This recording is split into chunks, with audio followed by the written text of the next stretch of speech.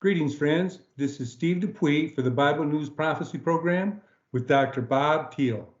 Dr. Thiel, when Britain first left the European Union, there was a great deal of speculation and chatter about other countries following suit.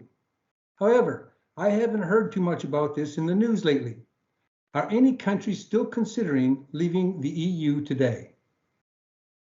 Yes, but the people within those countries who want to leave have gone down. A couple of days ago, The Guardian from the UK put out an article that basically said, well, literally said, support for leaving the EU has dropped significantly in the wake, they said, of the UK's Brexit. And there was a survey done by the European Social part of from the University of London, and they checked out 30 different European countries about this, and they found large dropping of the number of people who wanted to leave. Now, it was never the majority, but the largest decline of people who wanted to leave was in Finland. Okay, and then there was also a similar thing over in Sweden, and there were drops in the Netherlands and Portugal, Hungary, and Spain. Now, one of the reasons they mentioned this, or they said it had to do with Brexit, because the UK didn't do as well as people thought it would after Brexit, and which was leaving the European Union. But the other factor, particularly for Finland and Sweden, was Russia's special military operation into Ukraine. This has diminished the opposition. Matter of fact, I read an article yesterday in Sweden about it. And in Finland, they're concerned because they've had to fight involved with wars with Russia. So it doesn't look like the movement is as strong. Yet there are people in France and Italy who want to leave. But if they ever do leave, it would only ever be temporary. Now, the Bible warns or prophesies in the book of Daniel, chapter 2, that Daniel's going to see this. He talks about this image that Nebuchadnezzar saw, and Daniel was told by God how to interpret this. And he says to Nebuchadnezzar, he said, "You saw this image." This is Daniel 2, starting verse 41. "And the feet and toes were partly of potter's clay, partly of iron. The king's going to be divided with the strength of iron, but also like mixed with ceramic clay. And it's partly strong, partly brittle. And it's just not going to mingle well together, but it's going to stick around for a while." So this is one of the reasons why people look at Europe and say, oh, it can't possibly get together because it's too different. But they are going to stick together. And as far as places like, let's say, Italy and France, the ancient Roman Empire was based out of Italy, and the old so-called Holy Roman Empire was somewhat France-based, if you will, and it was also northern Italy. The final European beast power is going to include places like France and Italy. And whether or not the EU itself breaks up, the Bible shows that Europe is going to reorganize and basically lose all its democracy. In Revelation chapter 17, starting in verse 12, we're told there's 10 horns, there are 10 kings. They haven't received a kingdom as yet. So these are perhaps new territorial boundaries or something within the European Union or something, or on Europe. But they're going to receive authority for 1 hour with the beast, and then they're going to be of one mind, and they're going to give their power and authority to the beast. And this beast is a totalitarian dictator. So prophetically, we know places like Italy and France and most of Europe are going to be part of the beast of Revelation, chapter 13 and 17, as well as the beast of Daniel, chapter 7.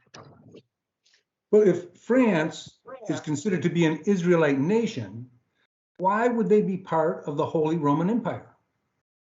Well, they're only going to be temporarily part of it, and they're not completely Israelite as well. But in Ezekiel chapter 5, Bible shows after the United States and probably its Anglo-Saxon Celtic descended allies are eliminated, problems are going to extend to the whole house of Israel. Ezekiel 5, starting verse 1, talks about this sharp sword, passed over your head, divide your hair, burn a third with fire in the midst of the sky, a third strike with a sword, dirt will scatter with the wind. So it's talking about some bad things that are going to happen. I'm going to draw the sword out after them, but you also take a small number and hold them in your garment. So this has got to do basically with the United States and its English-speaking allies.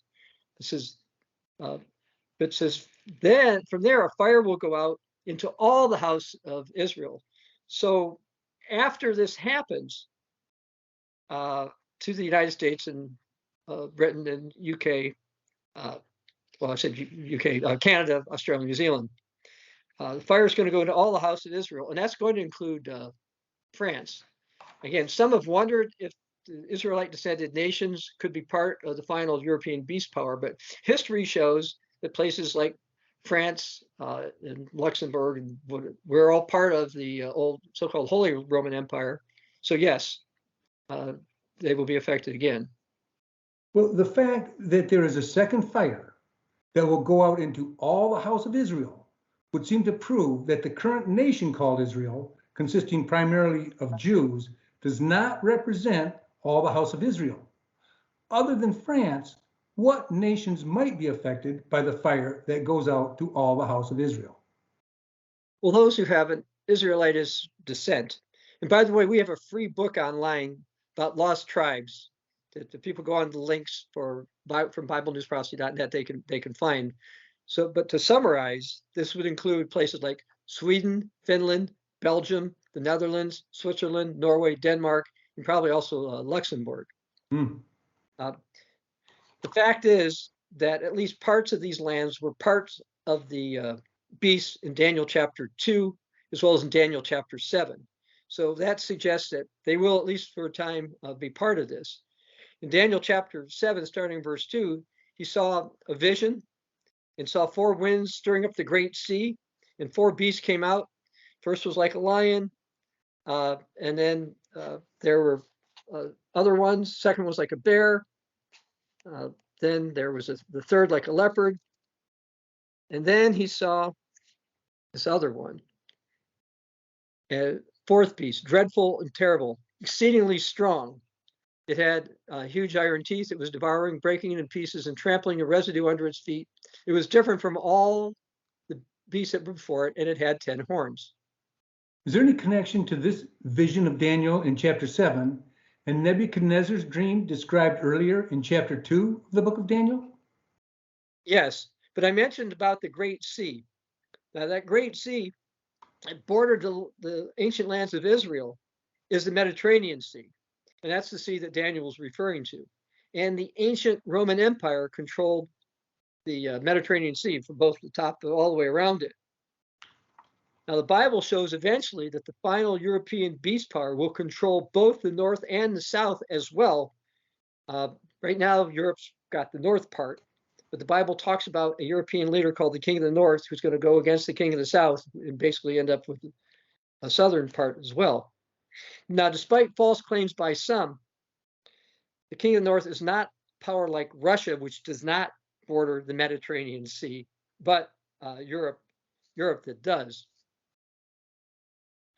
And in the book of Daniel, there's still more things. It says in Daniel chapter 7, starting verse 19, Daniel wanted to know the truth about this fourth beast, which was different from all the others, and the 10 horns that were on its head. And he watched it making war against the saints. That would be end-time Christians, and prevailing against them. And the Ancient of Days comes, and judgment was made. This is God the Father in favor of the saints. And the time will come for the saints to possess the kingdom. But getting furthermore in it, Daniel says that 10 horns are 10 kings that are going to rise from this kingdom. The leader's going to speak pompous words, and eventually he'll be destroyed. And then verse 28 says, this is the end of the account. As for me, Daniel, my thoughts were greatly troubled, and my countenance changed. But I kept the matter in heart. So he knew something really bad was going to happen when he saw this vision. Are the 10 horns spoken of here the same as the 10 toes spoken of in Nebuchadnezzar's dream? They seem to be. Anyway, they're also prophesied to be 10 kings as revised heads of the Roman Empire. They were different than the rest. The old Worldwide Church of God said, moreover, prophecy foretells that a religious figure of unprecedented power and authority will sit astride this coming beast empire, directing it as a rider guides a horse. And to counter ongoing spread of atheism, secularism, consumerism, the Vatican, as in century past, will be forced to be a major power in the international arena. And then, according to this article from 1984, the political power of the papacy will be reinvigorated. So the old Worldwide Church of God felt that there was a religious figure from the Vatican, which I assume would be a pope, directing this future king or ruler of Europe. Are there any others that share that view? Well, yes. First, you got the current pope, who, by the way, received the Charlemagne Prize for encouraging European unity. But beyond that, there's a man I talked to, who's a Roman Catholic writer by the name of Desmond Birch. And basically, he says there are various prophecies. There'll be an end-time restoration of the Holy Roman Empire, and then there'll be at least a pope who's going to be involved with this. And, the Bible shows that there's going to be an alliance between a European leader and the city, the Seven Hills, and that's going to take place. And in Revelation chapter 13, we read, starting verse 1, John writes, I stood on the sand of the sea, and I saw the beast rising up from the sea. Again, this is the beast of the sea, the Mediterranean Sea, having 7 heads and 10 horns and 10 crowns. And the beast was like a leopard, feet like a bear, mouth like a lion. The dragon, that Satan, gave his power, throne, and great authority. I saw one of his heads has been mortally wounded. And all the world marveled and followed the beast, and they worshiped the dragon, gave authority to the beast, and they worshiped the beast, saying, who's like the beast? Who can make war like him? So these verses are telling us that Satan himself is also involved with this end-time tribulation by giving the beast his power. Give us some insight into the meaning of the deadly wound spoken of in verse 3. A couple of interpretations for this. One common in the Church of God is that the deadly wound is it was the old Holy Roman Empire was destroyed, and nobody thought it could come back up again. And that's valid. Another is there's a leader who gets disgraced, and he rises back up. A former German economics and defense minister comes to mind along those lines. Now, the Bible shows that a church-state alliance is going to rise up. In Revelation chapter 13, we find about this other beast rises up. He's got 2 horns like a lamb, but he speaks like a dragon. He exercises the authority of the beast, provides all kinds of signs, and he deceives those on the earth by these signs that he does, and gets people to worship the beast. So we know that this is going to happen. Now in Revelation 17, we read about Mystery Babylon the Great in verse 5, and the Bible says she sits on 7 hills, 7 mountains, and that's verse 9. And in verse 18, it says, the woman you saw is a great city which reigns over the kings of the earth. So we see this alliance is prophesied, and this includes the city of 7 hills that reigns over the earth. And according, by the way, to Roman Catholic scholars, this is a reference to Rome. Now, they have a difference in terms of the timing. And as far as how is this all going to end, it's actually going to end badly. And particularly, even prior to the end, the Bible shows it's not going to end up well for Israel, the United States, or its Anglo-Saxon allies, or even the Islamic countries in the Middle East, and even for Europe itself. But despite that, many in Europe want a revival of the ancient Holy Roman Empire, and we're seeing less resistance to it in Europe, again, partially because of Brexit, partially because of what Russia's been doing in Ukraine. Thank you, Dr. Thiel. For more interviews with Dr. Thiel, and written as well as audio articles, visit our website at BibleNewsProphecy.net. This is Steve Dupuie for the Bible News Prophecy Program.